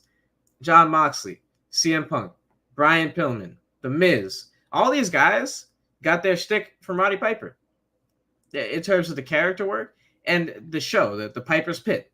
Without the Piper's Pit, there's no highlight reel. There's no Miz TV. There's no, whatever, the Cutting Edge. None of those shows exist without Roddy Piper. And I have Roddy Piper and Orton like right after each other for this reason. I think Roddy Piper, if he existed in the modern day WWE in the last 20 years, what we've seen, I think Roddy Piper would have had a resume similar to Randy Orton. Roddy Piper never won a world title, mainly because of the times that he was in. He was in WWE for 3 years at his peak, and what he did was, man, I mean, he made more of an impact in those 3 years with Piper's Pit, the promos, smashing the coconut on Jimmy Snuka's head than anyone did. And I think if he was around 05, 06 to the 2010s, I think Roddy Piper would have a resume similar to Orton. Royal Rumble wins, heavyweight championship wins, all that. Number 18, I have your favorite wrestler, pal. The guy that you think is the GOAT, the leader of the bloodline, the tribal chief, Roman Reigns. Oh, okay. Roman Reigns. So if we had done this list maybe a year ago, I would have had Roman number 28, number 27, something like that. 2 years ago, he would probably have been in my top 30 somewhere. But Roman's really jumped up in the rankings, just what he's done, being the face of SmackDown, carrying SmackDown, carrying this bloodline faction, being the biggest draw that WWE's seen. He's at a level now where when you look at the top draws in wrestling, it goes, Bruno, Hogan, Austin, Rock, Cena, and now Roman. Roman is on that list now, one of the 6 biggest draws, and that accounts for something. I'd say by the time Roman's career is up, I'd say he's going to be top 10. I think that's fair to say, right? At some point, he's going to get there. He's going to have another big-time WrestleMania match. He's going to have more moments, just more storylines. Everything's going to add up for him, and Roman's going to hit that level. What holds him back is just, we've already spoken about it at length. The borderline awful run that he had from 2015 to 19, where he was just getting booed out the building. Or 2015 to 18, I should say. He's just getting booed out of the building and forced down people's throats. The bad promos. You guys know it. So number 17, I have a guy that you ranked. Where'd you have Eddie Guerrero? Where did you have him? I had him 33. 33. Actually, he should have been lower, but anyway, carry on. Yeah, I guess, yeah. So I got him at 17. So here's the case for Eddie Guerrero. Some people may say it's too high, some people say it's too low. Here's the case for Eddie. Eddie is a pioneer and a guy that what he did for the wrestling business. I just got him in the same class as a Chris Jericho. He and Chris Jericho took that same route where they went out to Japan, they went to the Indies, they went to ECW, and they created a blueprint for what we saw basically become the norm in pro wrestling. And then on top of that, what Eddie did in WWE in his 5-year run there, incredible. He left more of an impact than on just about anybody in that short of a time. And you look at Punk, right? CM Punk had a 2-year peak. Eddie had a 2-year peak, 04, 05. And Eddie's 2-year peak is just way more significant than the guy like Punk's or a guy like Ultimate Warrior's 2-year peak. Eddie had one of the greatest moments in wrestling history when he won the WWE Championship. That's one that's going to be remembered fondly for years and years to come. The WrestleMania 20 moment, that would be looked at so differently if circumstances were different. It's just unfortunate that moment can't be looked at fairly. And then, 05, iconic feud with Rey Mysterio, something that's still being talked about. The guy lives forever. He's relevant in culture. The one thing he did too was just being a Hispanic, a Latino figure. Before him, there really wasn't a top Latino star in wrestling. There wasn't. He was just a guy that he people like me, Like I didn't have like a lot of Latino people to look at on TV, and Eddie was one of those figures that I grew up watching. It was like, wow, okay, being Latino myself, it's like, oh, okay, this guy like showed me that hey, I could be anything, because Eddie Guerrero did it. In the merchandise, just so many things he did. We're not going to go back and forth on this one. Yeah. One of the greatest in-ring performers ever, too. Then number 16. So I had this guy. I had him 2 places higher up until last Sunday. I think I know where you're going. No. Oh, yeah. No. I know where you're going with this. Go on. So I have Adam Copeland, formerly known as Edge, number 16. I had him at 14. And then when I saw him show up at Wrestle Dream, bumped him down 2 spots. So this is a guy in Edge, right? Edge has done it all. 2000s wrestling, Edge is just synonymous with 2000s wrestling. Okay, he just is. The live sex celebration, the cash-ins, the promos, the matches, the TLC matches in the early 2000s. He's one half of the greatest tag team of all time, arguably the greatest tag team of all time. He's done it all, multiple time world champion, bloated resume, not to the extent of Randy Orton, and Edge had more significant title feuds and matches, I think, than Orton overall. Edge really helped boost John Cena. John Cena couldn't be the John Cena that he is now without a heel like Edge to get him to that level as a babyface. Edge deserves a ton of credit in that regard as well. He's just so recognizable. It's just Edge is just a top 20 guy, borderline top 15. I have him, Eddie, and I have the next guy, Chris Jericho. I have them all ranked in the same class. Chris Jericho at 15. I look at Chris Jericho. I think Chris Jericho, if we had done this list like 4 years ago, Jericho probably would have been like 12th, 11th. Yeah. I think he's hurt his legacy a little bit by going to AEW. I mean, it's just not a good look when you got people that are like average, everyday wrestling fans, or not even average wrestling fans, just average people that are like, oh, NBA Twitter. NBA Twitter, like, oh, it's Chris Jericho. Oh, what is that guy doing? He's like 59 at wrestling, and like, what is his AEW thing? Like, that's just not a great look for one of the greatest of all time. And it kind of exposed him for his star power. When he goes to AEW, it's like, okay, this guy is not quite big enough to be the face of a company from a mainstream perspective. So yeah, but everything that Chris Jericho's done, I mean, he's definitely worthy of being in consideration for like a top 10, multiple time Intercontinental champion, multiple time world champion, great feuds with Shawn Michaels, Triple H, so on and so forth. Stuff he did with Kevin Owens, the guy, the master of reinvention. He always changed his character. He always did things to stay relevant. Constant catchphrases, an iconic entrance. He's done so much. Just in WWE alone, he's done so much. Not even to mention his WCW stuff, the ECW stuff, New Japan stuff. Finally had a 5-star match with Kenny Omega. All right, pal. Number 14, Kurt Angle. Kurt Angle. I flip-flopped Kurt Angle and Edge. I was looking at it and I was like, yeah, Kurt Angle's better all time than Edge. We've got Kurt Angle in the same spot. I love it. I love that. Yeah. Kurt Angle, I mean, come on, bro. It's Kurt Angle. But what else do I need to say? A guy, he had the greatest rookie year, arguably, in wrestling history. You could argue it. One of the best technical wrestlers, right up there with like Bret Hart and Daniel Bryan at the very top of the list. What he did in TNA doesn't really factor in here. I just based on his WWE run, it was like 7 years, and those 7 years were crazy. He came in the Attitude Era and went straight to the top. When you had Austin, Rock, Triple H, Undertaker, Mick Foley, all these established guys. Kurt Angle comes in the middle of that and just goes straight to the top. Becomes WWE champion within like a year. Beats The Rock. Crazy. Unheard of. Main events WrestleMania against Brock. Has a big WrestleMania match against Eddie Guerrero. Another big WrestleMania match. One of the, I'd say 5 or 6 greatest matches of all time with Shawn Michaels. That right there is worthy enough of putting you in the top echelon of wrestling. He could do it all. Literally, he could do comedy, he could talk, he could act, he could be serious, he could be crazy.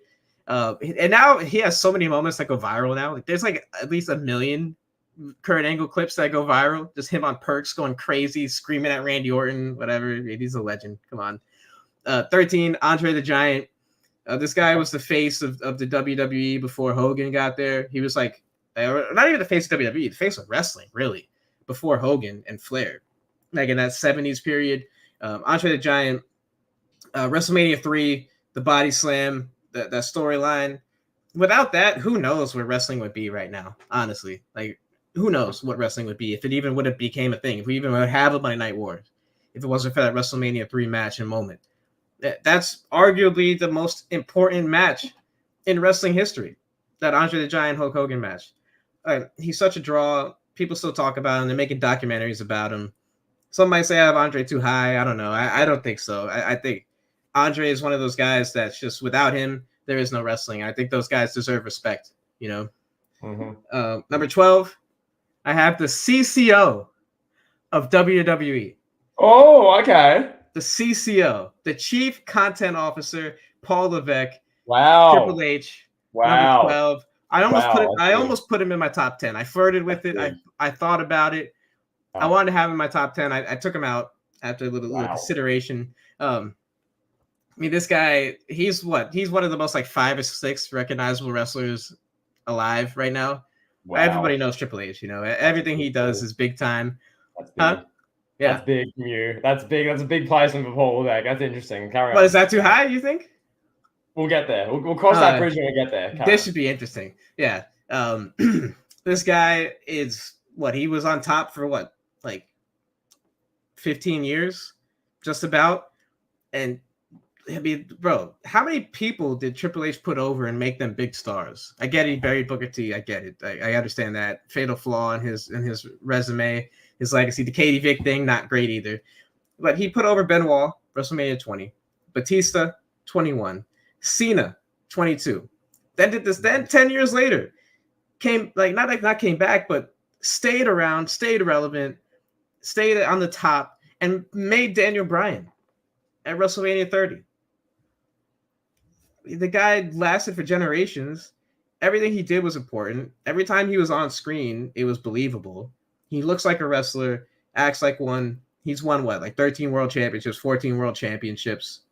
One of the greatest of all time. One of the greatest characters of all time. All the stuff with DX, the Click, the big matches with The Rock at SummerSlam, Mick Foley, Royal Rumble 2000, so on and so forth. Okay. SummerSlam 02, a top 10, top 15 match of all time, in my opinion. Yeah. Done it. Number 11. You're going to like this one, pal. I have the Beast, Brock Lesnar. I do too at 11, yeah. Love it. Yeah, this guy owns SummerSlam. He's Mr. SummerSlam. He was supposed to be the next big thing and was supposed to be the face of WWE post Austin Rock. Didn't work out that way. He hated to travel. Off of what he did just from 02 to 04 alone, he would be in the top 50. You know, if he never came back and had that second run, he'd probably be 51, 49, 48, something like that. You know, He comes back after being the most dominant rookie in the history of wrestling, being an instant top guy, an instant top draw, instant champion. He comes back nearly a decade later after leaving and just goes on to have like a Shawn Michaels-like second half of his career, arguably more dominant and better than Shawn Michaels' second half, you could argue. Great matches. He ended the Undertaker's streak, a top draw, a guy that brought in box office, sold tickets, network subscriptions, pay-per-views, whatever WWE wanted him to do or needed him to do. He even got a decent match out of Dean Ambrose at WrestleMania. I mean, that helps his legacy right there, come on. It's Brock Lesnar, pal. He ended the streak. One of the most, I don't even know, what do you would say, behind the screw job, probably the second or third biggest shock in the history of wrestling. Everybody knows where they were when he ended the streak. Did he need it? You could argue that to you're blue in the face because someone else benefited from it. I don't know. But the guy owns SummerSlam. The guy main evented WrestleManias. He had great matches with Bryan, AJ Styles, Goldberg, you name it. In his second run, he had a great match with him. Samoa Joe, whoever it was. Brock could do it all. No, I agree. So I guess it's my turn to pick the ball up on this.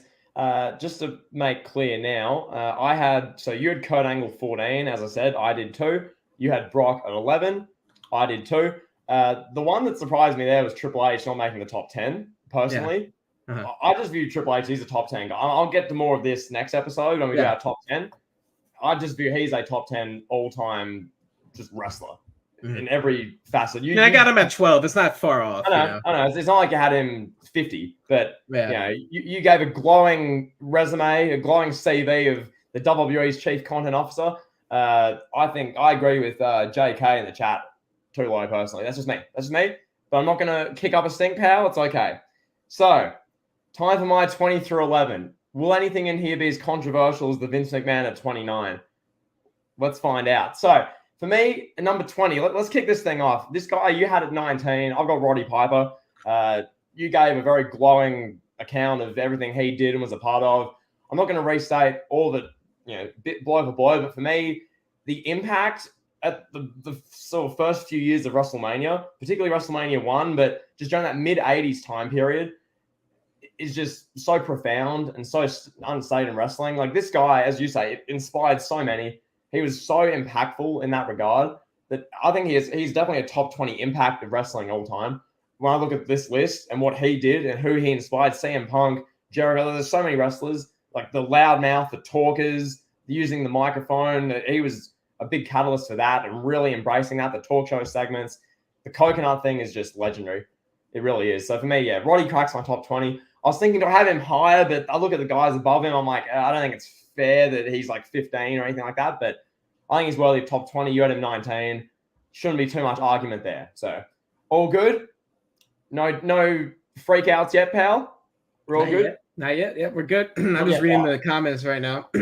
Okay, next I've got Chris Jericho, number 19. Now you had him a couple spots. You had him a couple spots higher.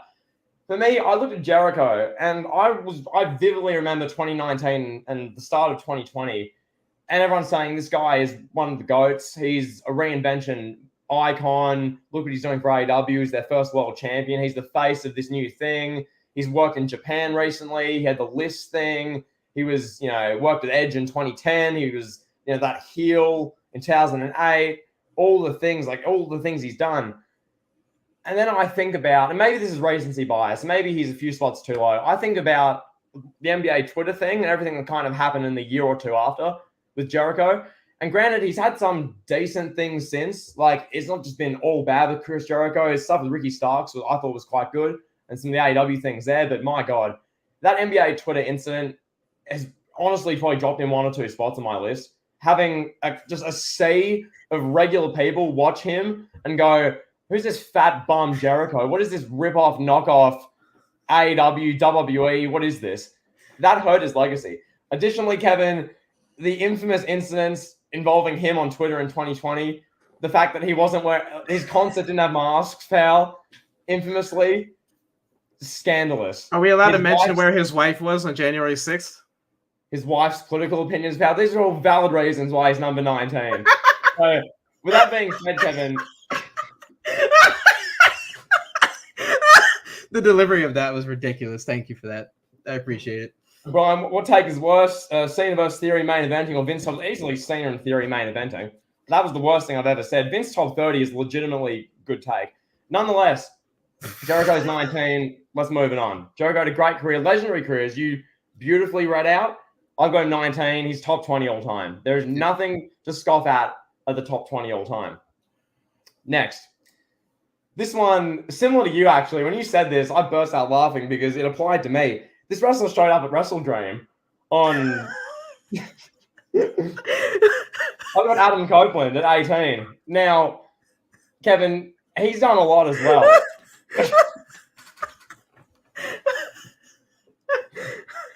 Kevin, this wrestler rose to stardom on the back of a segment that got Pav beaten by his parents. The infamous January 9th, 2006 live celebration with Amy Dumas. But beyond that, years before then, he rose into stardom, Edge and Christian, which is full circles where we are now. The Hardys, Dudleys, Edge and Christian. TLC 2 alone, and that run as Edge and Christian puts them up on the tag team echelons. But beyond that, from a single standpoint, Edge was just him in the Ruthless Aggression era, you can attest this better than I can. Obviously, you live this. He was just one of the core pillars of that era.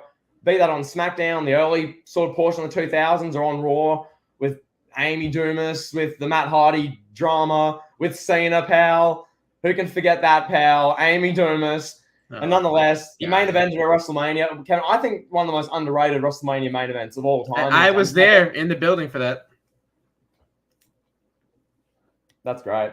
That's great. And just nonetheless, and then his return. Kevin, the one thing with Edge that drops him down, unfortunately, because of the neck and everything that happened with that, the fact that he missed what would have been 5 to 10 years of his career running its span, I'm so happy he had the comeback, and his comeback was quite good for the first 2 years. The last year where he's feuding with Fergal for 9 months, that's led him to All Elite Wrestling. We'll see how that goes. But that 7-year hiatus, unfortunately, if there was none of that, he'd be like top 15, I think, objectively. That being said, all credit to Edge. Adam Copeland, you can't say Edge in AEW now, pal. And that infamous celebration on January 9th, 2006. So Edge comes in number 18, pal. Shouldn't be any debate on that one, pal. That's objective. May I just interject for 2 seconds? Yeah, go. See, literally me seeing the graphic for Adam Copeland versus Luchasaurus as a wrestling match taking place in 2023, that was enough for me to drop Edge 2 points. Like, I was like, I mean, come on. This is Edge. This is a top 15 guy prior to last Sunday at Wrestle Dream. And now we're getting graphics posted all over Wrestling X. Adam Copeland versus Luchasaurus. Like, and I would say the same thing if it was Cena. If Cena went to AEW and was facing whoever you want to name, Lee Moriarty or Wheeler Yuta. If Cena versus Wheeler Yuta next week on Collision, it's like, what? He loses 3 points. Yeah, it's over. Yeah. Go ahead. Yeah. Go ahead. Continue. That's not just Edge discrimination. Real quick shout out to our live chat. This is great content. Edge becoming an action figure drops in below 25. Edge loves making movies.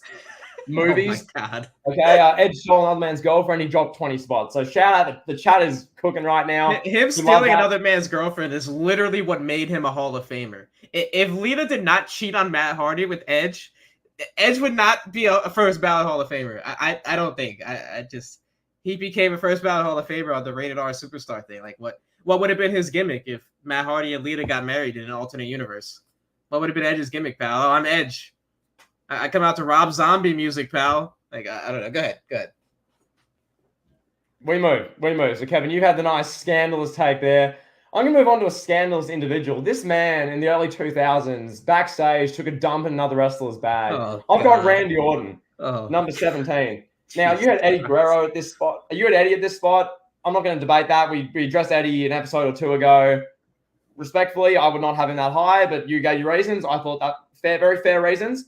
You explained that very well. I've got Randy Orton at 17. I think the impact of Randy Orton, albeit, as you touch on, the years of not trying, especially when I started becoming a fan, when he's on SmackDown having 4-month-long feuds, Alberto Del Rio, just randomly, when he's beating up Ricardo Rodriguez every SmackDown, when he's having a feud with Wade Barrett. Kevin, my intro to Randy Orton, besides him losing to Mark Henry, which was interesting, my intro to Randy Orton was him. Did he push Wade Barrett down the stairs, or did Wade Barrett push him down the stairs? On the first SmackDown of 2012, that Falls Count Anywhere match where one of them's tumbling downstairs. That was Randy Orton. Nonetheless, he's been in the company 20-odd years. Hopefully he returns soon. Hopefully he can add to this and build on it with, I guess, like a one last run almost. There were rumors that he's going to retire because of his back. That's clearly false by the sounds of it. He's going to come back quite soon. It's going to be great to see him. His 2020 through about, what are we saying? The start of Rated RK Bro, like that run, like that year and a bit, the Edge feud and the McIntyre stuff, and him up the top as WWE champion. That saved him about probably 3 to 5 rankings, I think, because before that, it was really, honestly, about 10 years of not a whole lot. Yes, he was WWE champion. Yes, he main evented WrestleMania 30. He was the third wheel in that. He had the props, he had the belts. But everyone was more talking about Daniel Bryan. He was the focus. You're talking about Triple H in his involvement, the Authority, and you're talking about Batista. So Orton, he was involved there. Cool. A lot of floating around the mid-card, but you can't go past the RKO out of nowhere. That, on Evan Bourne, what that did for Randy Orton, from a virality standpoint, from a impact standpoint. Kevin, you've had people on Vine and later TikTok and just all these social medias RKOing kids in pools and just RKOing friends, RKOing each other. A finisher being that viral, I think you called it the greatest finisher ever, I believe. Yep, I did. Yeah. I did. Legendary. And before that, going back to the 2000s now, the infamous Triple H storyline, 2009, Kevin, we've reacted to one of these things. We've done commentary for it. Triple H, a home invasion with Randy Orton. There's that. And then there's the stuff with Mick Foley in 2004, Evolution. He had the match against The Undertaker at WrestleMania. That's probably his best WrestleMania, or most notable WrestleMania match. WrestleMania 21 that I can think of. Definitely wasn't WrestleMania 36 in the empty arena where they got criticized and gave 1 star by Meltzer. Wasn't that match. Nonetheless, Kevin, Randy Orton 17. I don't think he's top 15. I don't think he's outside the top 20. I think that's a fair placing. No arguments. There you go. There you have it, pal. Cool. Next, Kevin, this wrestler you ranked 24. And I thought that was disrespectful. I got Rey Mysterio here. Wow. Yeah, wait. You have Rey over Jericho, Edge, and Orton. Wow, that's What are the negatives that get said about Rey Mysterio? That's bold. Wow. Kevin, because like Rey unanimously, he's the most beloved wrestler I've pretty much ever seen. I can't think of anyone who you never say anything said about him. Yeah, it's either him or Eddie. It's either him or Eddie, really. Honestly. That's fair. Wow. That's fair. And to make it clear, why I have Rey here and Eddie at 33, Rey, he's played out his whole career. And this would probably be where Eddie was if Eddie tragically never passed, right? You know, Eddie came in, he trained for wrestling in the early 90s. He came in ECW 95, WCW about 96 through 2000 roughly. And then he transitioned off to WWF and WWE. And he's been just a tradition ever since. And he's dabbled in the 2010s and other companies and what have you. But really, this is a WWE legend. This is someone who you hardly ever hear a bad word about. He is so iconic with the masks, the greatest luchador ever. He's been world champion, WWE champion. He's held the IC title, tag titles. He's absolutely done everything, Rey Mysterio. And I was looking at him going, his entrance is iconic. His theme song's iconic. His look's iconic. His wrestling style, still at 50, he does well. This year at WrestleMania 39, I think he had the greatest entrance of the last few years. All things considered, him coming out in WrestleMania Hollywood 18 years after the Eddie thing to face Dom Mysterio in a lowrider with Snoop Dogg. You just don't get better than that. So, to me, I just can't say a bad word about Rey Mysterio. And it's similar to Eddie, but once again, Eddie's career didn't get to unfortunately play out. So this is where I got Rey. I got him 16. Some may think, it's high. I thought Rey at 24 and your list was low. That was me. So I got him 16. I think Rey's just an absolute legend. He's still going today, pal. He was at FastLane, pal, working Bobby Lashley in this match, pal. So there you have it. There you go. Just icon, pal. Rey's inspired so many. He's pioneered a style, pal. I cannot hear one bad word about Rey Mysterio besides the fact he beats the kids. There you go. Yeah. All right. You good to go? Yeah. You ready to keep going, pal. Next, this wrestler, I was thinking, Sahel, where do I put this individual? Because this is someone you ranked. Where did you ranked in this episode? You had this man 18. This is Roman Reigns. This is someone who has had one of the most interesting careers of anyone ever. Yeah. He comes in as the Shield, which some argue is the best stable ever. I think it's up there, arguably. It's just a great faction. It was only there for a year and a half, though, really. So it's hard to say it was the greatest, but a great run as the Shield. The singles thing just didn't work. It was so bad. And that's objective. It just didn't work. So here's him as a babyface singles guy. There are some good matches in there. The WrestleMania 31 main events are positive. He had a fun last man standing match with Big Show on a Raw or SmackDown. I don't know. There were some positives, right? But on the whole, a lot of just, he had some good matches with AJ Styles in 2016 as Reigns getting unanimously booed as everyone's cheering Styles when it's supposed to be the opposite way around. There was stuff like that. But really with Roman, why he is here is the fact that he was and has been, is technically still, even though he's not showing up at the moment, he's the top guy successfully with a great all-timer top guy run for multiple years. He's been the champion for over 3 years now. And I'm saying from the moment he came back in 2020 through about objectively the 2 years until SummerSlam 22, and even into 2023 with Sami Zayn, and maybe WrestleMania 39, that was all great, by and large. There was very little in that 2.5 year run that was not good. Granted, Finn Balor at Extreme Rules 2021, flopping like a fish. Stuff like that was weird. Roman Reigns wearing a mask in the audience. There have been some things which are a bit eyebrow raising, but nothing that's been bad that sticks out. There's been a great bloodline thing. That's been his thing. Acknowledge me. He now has something. And to me, that something's gone to number 15. Does he end up top 10? This is the big thing with Joe Anoa'i. If he wrestles these like marquee matches, the next few WrestleManias, he wrestles maybe The Rock one, maybe he wrestles Cody in a great match next year. Maybe he wrestles Bron Breakker and really puts him over in 3 years. Gunther, who knows? Who knows? He transitions towards the next generation. He could end up as the top 10 to 12, but yeah, I got him 15. There we go. I think he deserves it, pal. So there you have it. Any dispute, pal? There we go. A silent crowd's a good crowd, pal, just like AEW. Nonetheless. You should see the crowd that Edge is performing in front of at Collision. No, I digress. Go ahead. Now, Adam Copeland, can I recreate what he did when he came out at Wrestle Dream? Yeah, please. That's the hard cam crowd. He ran out and he's like, wait, there's no one there. What the hell? It's a blank wall, pal. Nonetheless. Wow. That being said, pal, empty seats. Number 14, I've got a wrestler who, I mean, we had the same ranking, Kurt Angle. Kurt Angle, I mean, we did 2 hours of praise on this guy in our bio. He's the ultimate 5-tool player.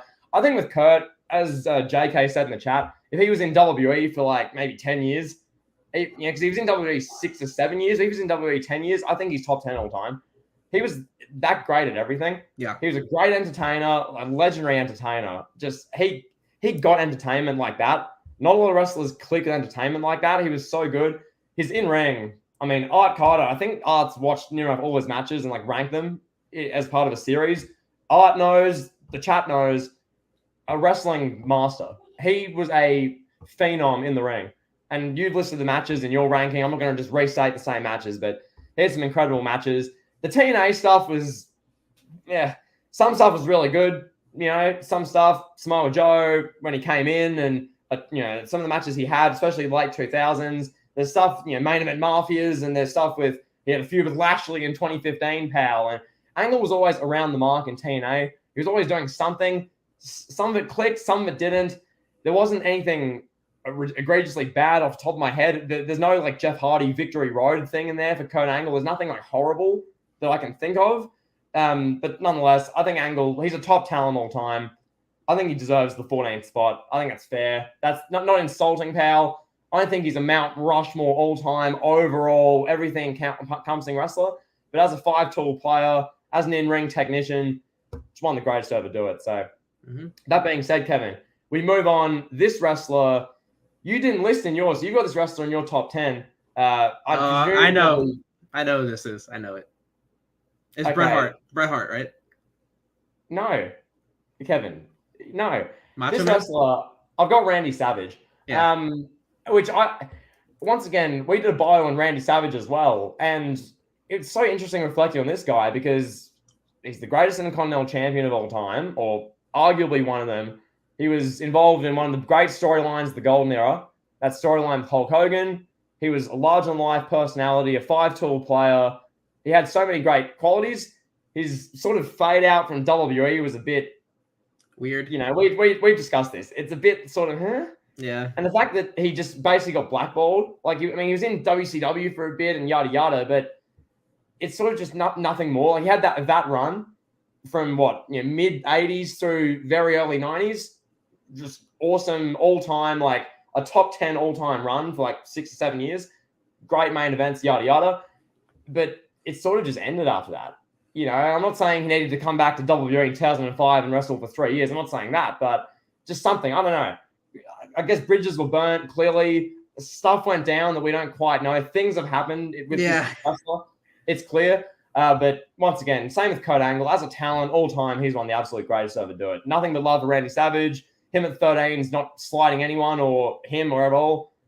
He's 13. So there you have it, pal. There you have it. Next, you had him 13. I've got him 12. Andre. What more can you say about Andre? I mean, this is one of the wonders of the world.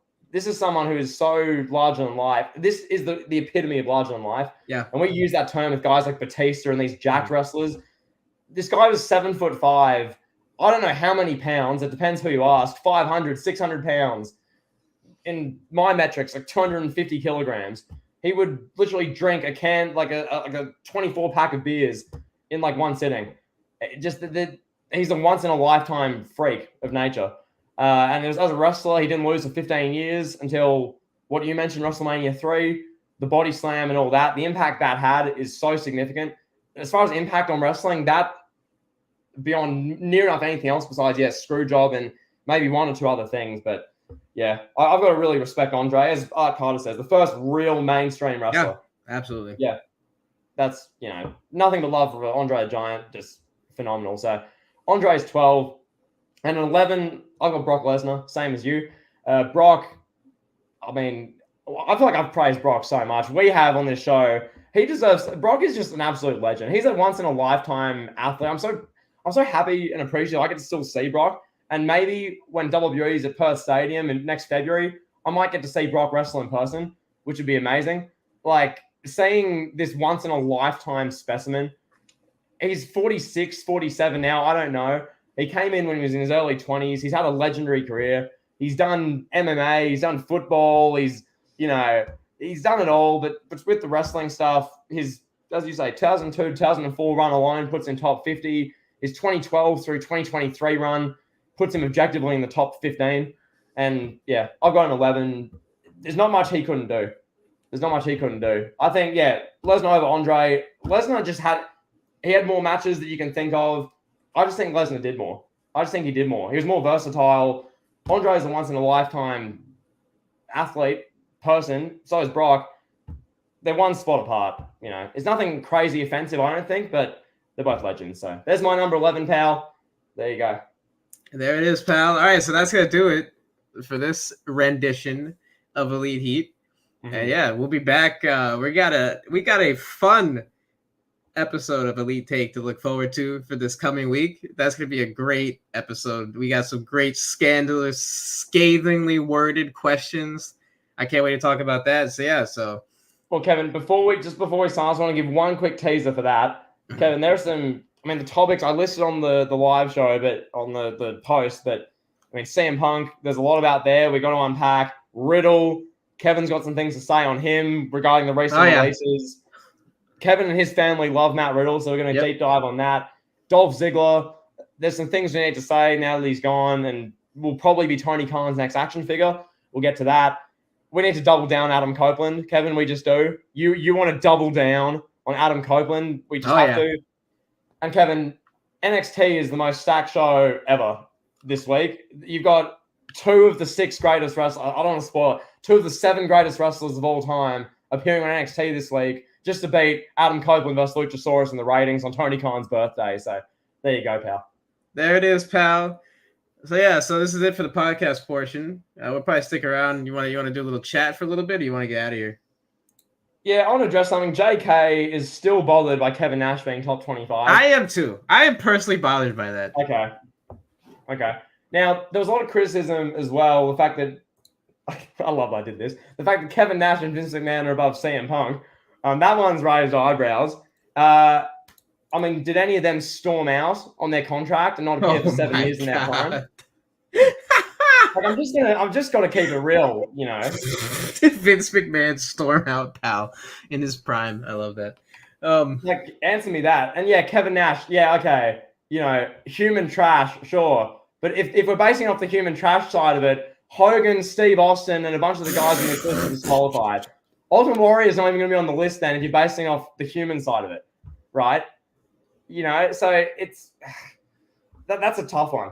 So there you go. I have a question too for you, pal, and a question for the chat. Would you guys want to see me make a video on my channel addressing all of Terry Bollea's infamous lies? So a 2-hour-long video. Yeah, well, I'll try to make it like 10 minutes. The lies are ridiculous with this guy. Like, he told Joe Rogan, I think it was Joe Rogan. He told Joe Rogan that he was the first person to ever body slam Andre the Giant. And he's talking about how he granted like Make-A-Wish like opportunities with Michael Jackson. And then he said like, "Oh, I was hanging out with Michael Jackson, brother, and then I flew to Japan, wrestled a match, then flew back to England to hang out with Michael Jackson some more." Like, And pal, that's the wrestler I have as. I mean, I won't reveal the placing yet. That's going to be the big top 10 wrestlers of all time show. But I'll give a spoiler. He is objectively a Mount Rushmore guy all time. And I don't want to hear anything these below number 2. So there you go, pal. Wow. Apparently, Terry Bollea told Chris Van Vliet that Nick Hogan was supposed to wrestle Shane McMahon at WrestleMania 39. Wow. Yeah. And apparently, Terry Bollea was supposed to wrestle John Cena at WrestleMania, 25? Yeah. That have been something. Hogan versus Cena at WrestleMania 25. Imagine. Oh my God. Also, shout out. I want to say as well, Art mentions Jobbed Out. Shout out Jobbed Out as well. He comments on my stuff all the time when I post. That is. He makes great stuff himself. Jobbed Out. So shout out. Yeah, I did see Wrestling Gibbs' video. I'm gonna attack it in a different way, in a more scathing way. Oh. And I'm definitely gonna bring up some other lies too. Like Gibbs touched on the big ones that were on Rogan. I found some other ones in my research. Dug up some dirt, pal, on Terry Bollea's lies. Kevin, are you willing to give away what the next Wrestling Uncovered video is, or one that you're working on? Yeah, so my next video is like a documentary. It's a big project. It's gonna be the story about like Vince McMahon buying the WWE from his father. So that's gonna be a big one. Yeah, it's gonna cover like everything from like when he bought it to like him changing the landscape of wrestling and creating it WWE into what it became. So it's gonna be that, tell that story. Lots of scandalous content in that, pal. Brian, are you guys gonna play the Riddle TMZ footage on Elite Heat? No, we're not playing any Riddle footage of anything. But we're gonna discuss that and more. Kevin on Elite Take has some. He used the word scandalous. I'm not going to repeat that word. He has some outrageous things to say about Matt Riddle. Yeah. He said some things over the past 2 years in passing about this man, which are just outrageous and deserved, I think. But it's going to be doubled down in the next Elite Take. So there you go. I want to address a comment too that Art made to me about me having Triple H over Eddie and saying that I'm unbiased because of that take.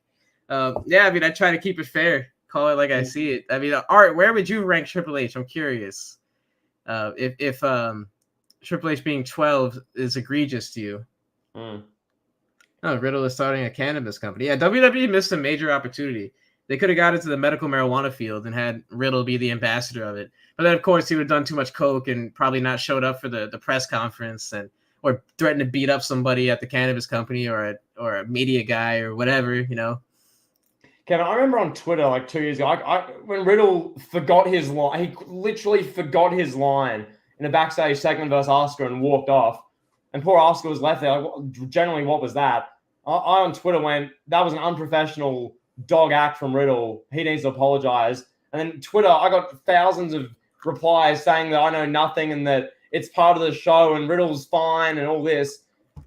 I couldn't open Twitter for 3 days because of the amount of spam I got. These are the Riddle defenders. Where are you all now, people? Ridiculous. Yeah, Riddle, that guy's something, man. Yeah, that what a comment from Art there about the airport security. Yeah, with Riddle. Can't address that one. I mean, it's amazing that because Riddle is best friends with Randy Orton, he had a job. Yeah, like that's crazy. Kevin, I wonder what you could do. I don't know, for your channel, there's some video or some way you could spin it with like wrestlers who were quite literally only employed or employed so long or even had a push because they were friends with another wrestler or because another wrestler liked them. Like I'm sure Hogan had friends he got pushed. And Brutus Beefcake. Yeah. Brutus Beefcake. Wow. Like his name is Beefcake. That's something you buy from a restaurant, a beefcake. And like, you know, there are many other examples in wrestling you can unpack with just egregious ones where wrestlers who just do not deserve pushes or TV time are getting it because they're buddy with like some star. Like, yeah, it's egregious, pal. Yeah, just ridiculous. It's absolutely egregious. So you ready to get out of here, pal? I am, pal. I am. Great show, great stream. Hope you guys enjoyed it. We'd like doing these post pay-per-view. It's just, you know, you get the post pay-per-view hit done. Then we can do the rest of our content. Lots coming up. Kevin, I feel like we've been backlogged with content for like weeks. There's been all this stuff happening in wrestling that we're trying to get caught up on. I think we'll catch up on everything with Late Take, and then we can move on with our shows, hopefully, because stuff keeps happening in wrestling. It's ridiculous. Yeah, and then CM Punk's gonna like debut, and then we'll be more backlogged. Oh my god, pal! Phil Brooks is gonna bite Kobe Lopez's ear in a backstage fight, and it's gonna be chaos. It's gonna be nuts. Hey, you're gonna have Triple H in a room, and Punk will swear at him and call him nose man and leave. It's gonna be nuts. Oh my god! Yeah, the top 10 episodes dropping next Monday, Vinny. It's not this Monday coming. Next Monday, we're doing a top 10. We're gonna go through our objective top 10 of all times, pal. That's gonna be the entire episode. Yeah. So what? We're gonna try and record a Late Take after NXT, like in like 3 to 4 days from now. Yeah. Yeah. Just so we spread it out, because like we could record a Late Take now and like drop it like tomorrow, but you guys had nearly 2 hours of this tonight, so we're gonna spread it out. A Late Take in like 4 or 5 days, then our top 10 all time to begin the week after. So yeah, there you go. Yeah. All right, yeah. But thank you guys all for hanging out with us. It's cool having people to talk to in the chat. You guys are awesome. So yeah, we'll talk to you on the next one.